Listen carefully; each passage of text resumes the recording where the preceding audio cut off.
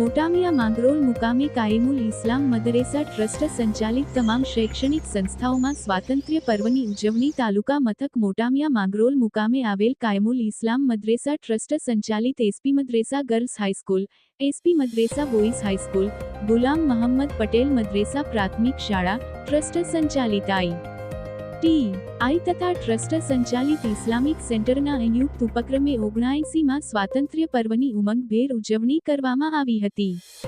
ટ્રસ્ટના સભ્ય મહમ્મદભાઈ રાવત દ્વારા ધ્વજ ફરકાવી ધ્વજ સલામી અપાઈ હતી. એસપી મદરેસા હાઈસ્કૂલ માંગરોળના આચાર્યશ્રી દ્વારા પ્રાસંગિક પ્રવચન રજૂ કરવામાં આવ્યું હતું. સમગ્ર કાર્યક્રમનું સંચાલન હાઈસ્કૂલના ધોરણ 9ના વિદ્યાર્થી પટેલ પ્રિન્સ કુમાર દ્વારા કરવામાં આવ્યું હતું.